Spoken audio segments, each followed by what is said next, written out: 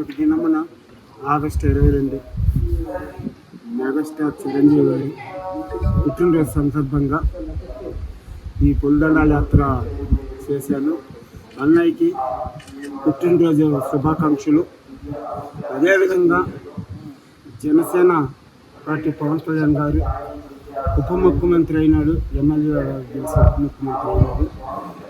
ఆ మొక్కులు కూడా చెల్లించుకుంటున్నాను.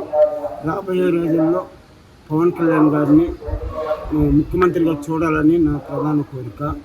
అదేవిధంగా కొన్నిదేళ్ళ ఫ్యామిలీ అందరూ బాగుండాలని కోరుకుంటున్నాను. కలియుగ దైవం ప్రత్యక్ష దైవం శ్రీ వెంకటేశ్వర స్వామి చిరంజీవి అన్నయ్యకి 69వ పుట్టినరోజు శుభాకాంక్షలు. ఆయన ఆరోగ్యాలతో ఐశ్వర్యాలతో వెదజల్లాలని, అన్నయ్య కూడా ఒక ఎవరెస్ట్ శిఖరం మాత్రం పై పదవులు రావాలని నేను కూడా కోరుకుంటున్నాను. ఎంతసేపు పట్టింది కదా? మార్నింగ్ 10:30 చేశాను. ఇప్పుడు టైం 6:30. ఇప్పటికి ఎన్నిసార్లు వచ్చింది? గతంలో ఇది 20 సార్లు వచ్చాను. ఇది 21సారి. జనసేనలో కూడా 20 స్థానాలు వచ్చాయి. చాలా సంతోషంగా ఉంది నాకు. ఆ కలియుగ దైవం వెంకటేశ్వర స్వామి ఆశీస్సులు ఉండాలి.